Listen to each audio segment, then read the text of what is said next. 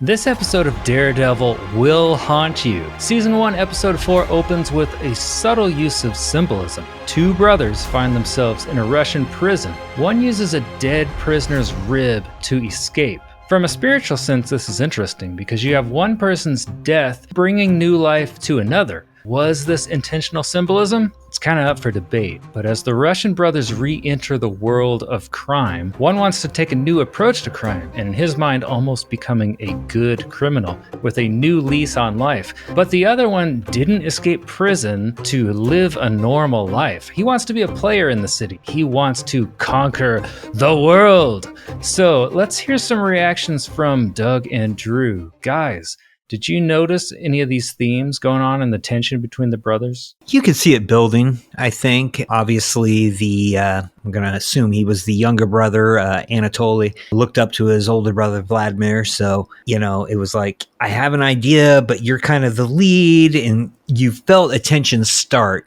And you would wonder where that was kind of going. And you kind of expected the old school, the brothers turn on each other or something like that. But they actually take it in a different direction. Yeah, they make you feel like maybe they're going to have a disagreement over this. And then, the unexpected happens. Yeah, there's definitely a difference in personalities between the two, which you can get a lot when you get siblings sometimes. The older one is the stronger, tougher, more authoritative figure of their relationship. And as you're right, the little brother looks up to the big one and wants to go along with him, but I think he's got the different personality. He's not the ruthless killer. I think he has a sense of morality, and that definitely conflicts with what his brother's after, which is power. Yeah, he's almost the criminal with a good heart, which is kind of a dichotomy there. Yeah. The brothers' moral conundrum here is going to pay off later in the episode, but we move on to Matt's moral conundrum. We learn from Claire that the guy that Daredevil threw off the roof in episode 2 is now in a coma. When Claire asks how he feels about that, he says, "I'll live."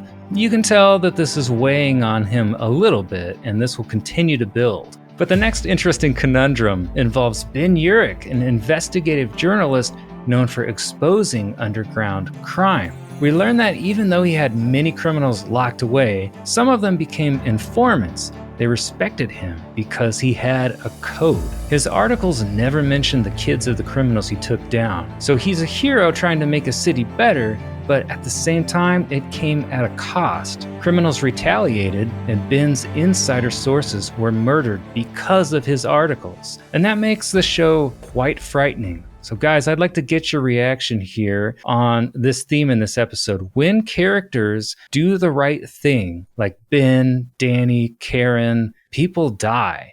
Either they die or the people connected to them. So it's almost like the show is saying, if you do the right thing, you might be punished because the world's so corrupt. So what are you feeling when you see things like this happen in the episode? How is it affecting you? It's a bit to the extreme, I think, when I think about it in my terms. I would like to believe I could say something, not have a mob boss kill everyone I know, including my dog, and I don't even have a dog. That's what makes it hard. But yeah, sometimes doing the right thing does take some sacrifice, and that's what makes the quote-unquote heroes of this film so strong, is that they understand that doing this right thing could hurt them, ultimately get them killed. And it's like they've gotten to that point where it doesn't matter anymore. This is my goal. This is my mission.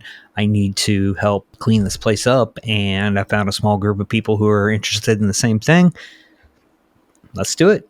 Yeah, it's definitely could weigh on you if you're using these informants to take down dangerous people. And of course, like you said, things happen to my informant. This one was found here. This one happened here. This one did this. But I think in the big picture, and I guess this is the way you got to look at it, is it sounds horrible, but it's maybe like a small price to pay to take out the more dangerous threat. Like my informant died, but I got this guy in prison. Had I not, hundreds would have died. So yeah, it kind of goes back to what Spock says. The needs of the many outweigh the needs of the few. So you got to look at it that way. It's interesting for Ben, too, because he's got a very vulnerable wife. She's got cancer or something, some kind of fatal disease, and she's in the hospital. So he puts her at risk if he takes on these stories. And I think you can see, he hasn't said it yet at this point, but I think you can kind of see that weighing on him a little bit. Like, he doesn't necessarily want to step into this ring, but he feels like there's a bigger purpose to live for, right?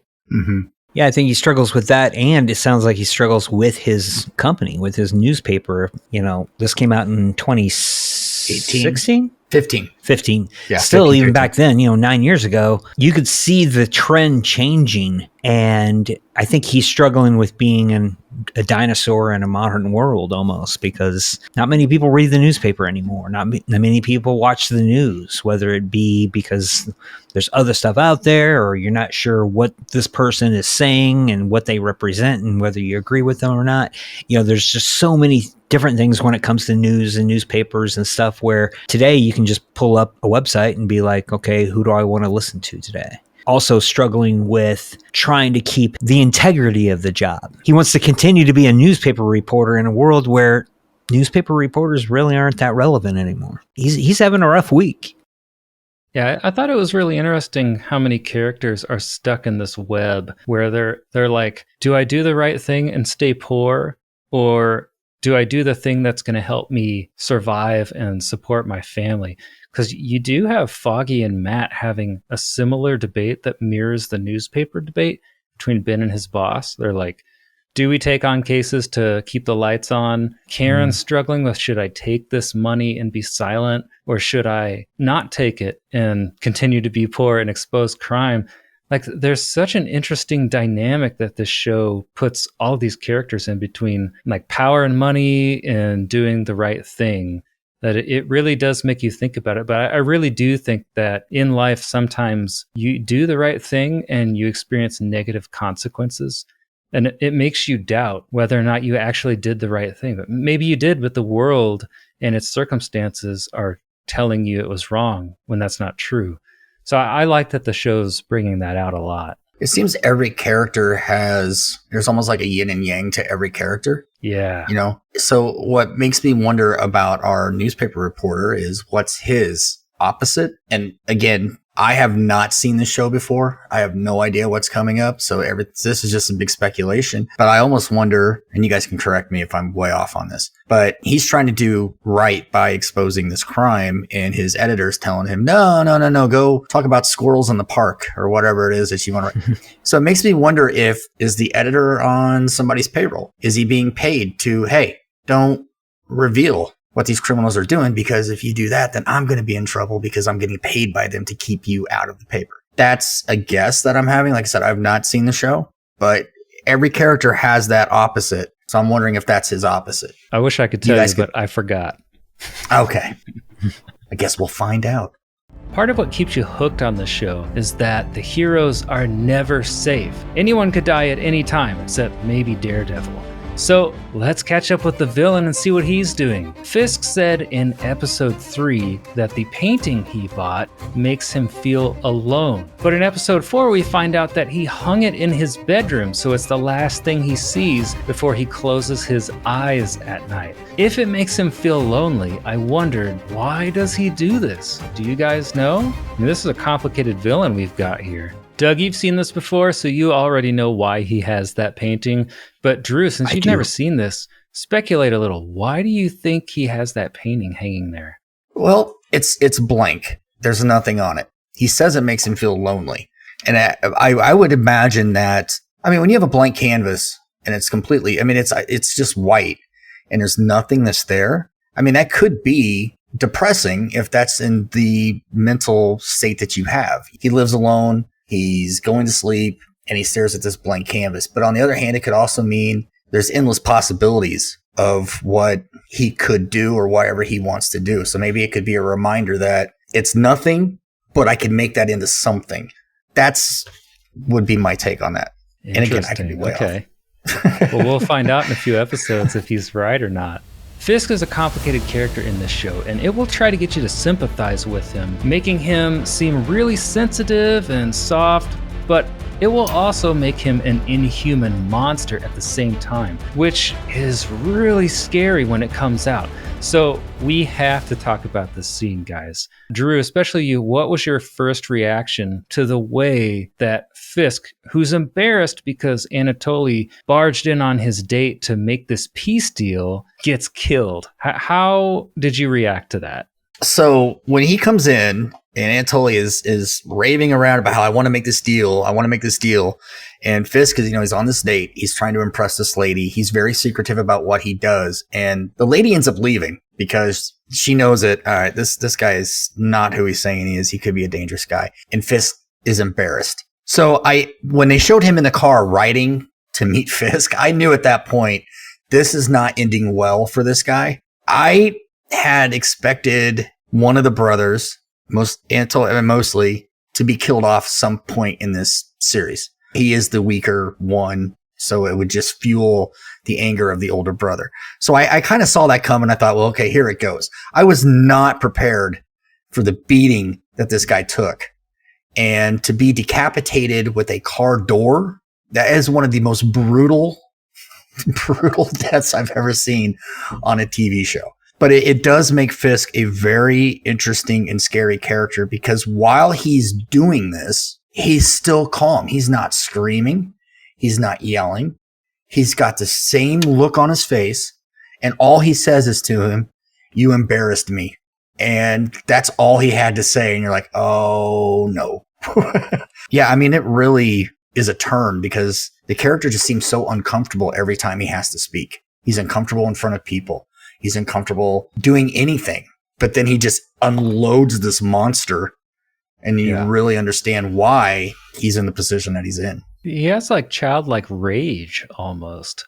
Like he never learned to master it, like stunted at a certain age. But then, intellectually, he'll say some things that make no, he can be deep, but he has never mastered this rage. Right. Would you have felt the same if the brothers were switched? If they weren't showing Fisk killing the Russian brother that we were maybe sympathetic towards because he was kind of trying to turn a new leaf, and he's still involved in organized crime, but he's kind of thinking about maybe becoming good. What if they had plugged the more vengeful one into this position? I don't think it would have had the same impact because you don't like that guy, so you're like, oh, he's dead. We don't like him anyway. And it would have changed the whole dynamic of the show because he is the strong one in the family. To kill him off that early, it would mess up the flow of where the story's kind of going, I think. Yeah. You're not intimidated by the weaker one, so it wouldn't have worked that way. But by killing off the weaker one, it's just going to make the stronger one even more dangerous now. They made the right decision in the storyline by doing that than the other way around.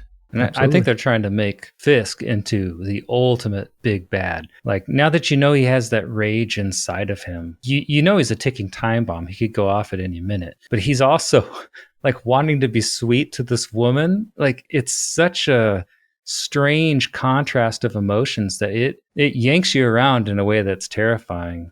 But I do view him as like a physical embodiment of like the ultimate evil, almost like a Satan figure or something, Yeah, I think D'Onofrio gets not enough credit for this role. Like you said, when he talks, it's very awkward. It's like he's never talked to people before. He has this rage and anger in him, but it doesn't come out very often. But when it does, it's there. So the fact that you don't hear too much about how he portrays Fisk is talked about. It's upsetting a little bit, because, everyone always talks about, everyone who's played the Joker and everything like that. And they did great. I'm not saying anything about that, but, you rarely hear about what an amazing performance in a Marvel movie. I think other than Black Panther, Marvel movies and TV shows or whatever just get special effects nominations and stuff like that. So, that it would have been cool to see him be recognized for that character a little bit more. Well, guys, hit like and subscribe because we're going to cover every episode of season 1. So we'll see you on the next one.